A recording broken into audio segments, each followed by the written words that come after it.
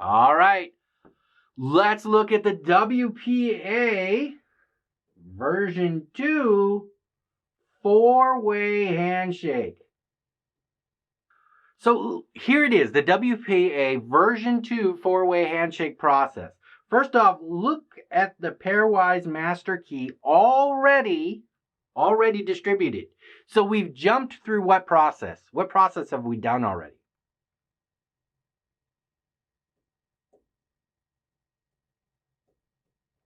Right? EAP has been successful. That's why we have our pairwise master key. Now, does this mean that authentication is done? In some instances, it would be. But this is WPA2. We add on a four-way handshake in the end so we can get a transient key going. Okay, just for this session, we're going to create a key to talk back and forth. So how does this process go? So EAP's finished. I have the pairwise master key. Now I use the pairwise master key to send what? Do you guys remember?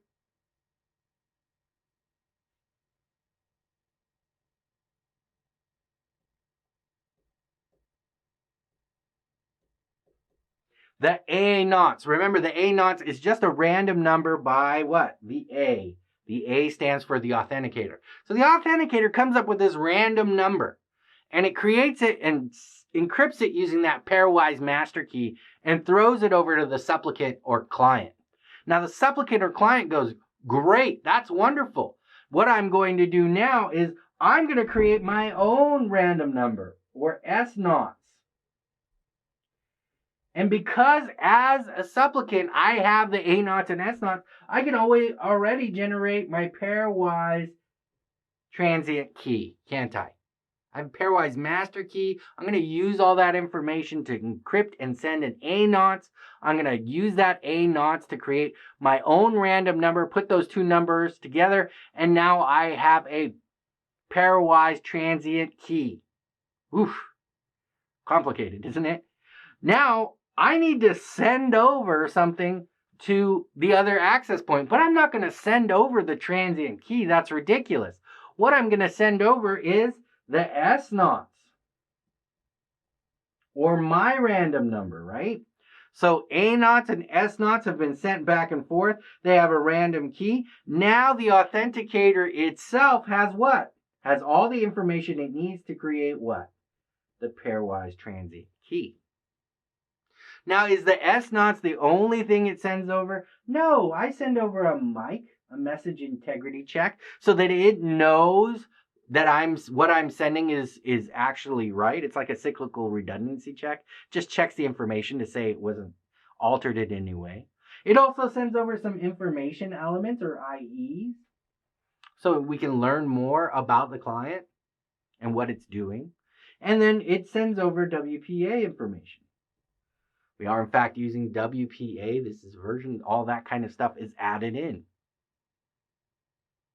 Now, how does the access point respond?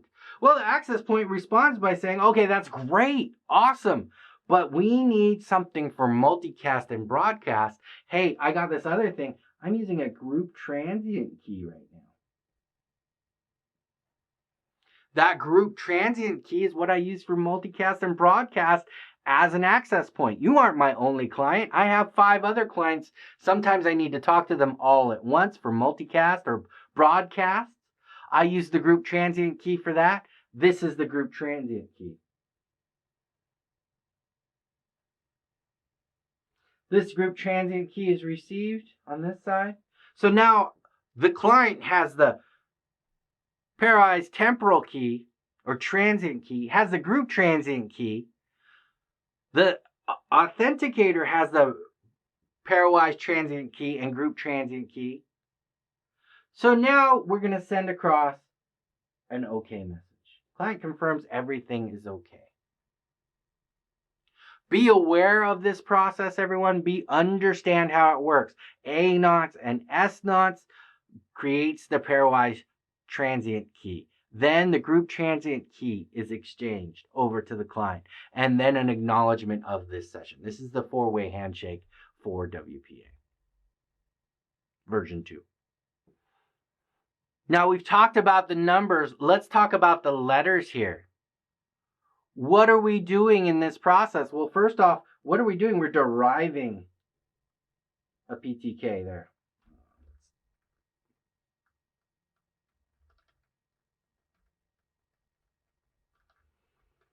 Now, we talked about the numbers. Let's talk a little bit about these letters involved. What do these letters mean in our process? So the numbers, we know what's happening, right? We have A nonce, we have S nonce, we have our group transient key, and then we have our acknowledgement. But what's really happening here? Well, when we receive our A nonce, what is the client going to do? Well, it's going to derive what? The PTK. Now, are we done? No, because remember, I have my S nonce, remember? Or my S nonce is being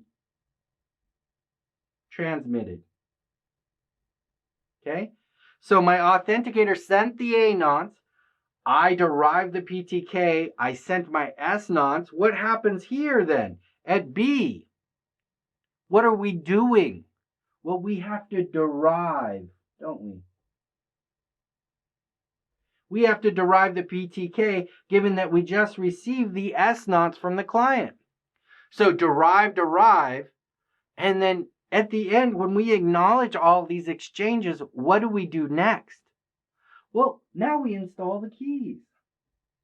It's only at the end of this four-way handshake that I can install the PTK, and I can install the PTK on this side, and then the group transient key on this side as well. So make sure you also know what's happening on the other side. Very important to know the process of sharing the information, but what happens when we get that information? Remember, derive, install. Okay, the end of the four-way handshake, that's when we actually install everything.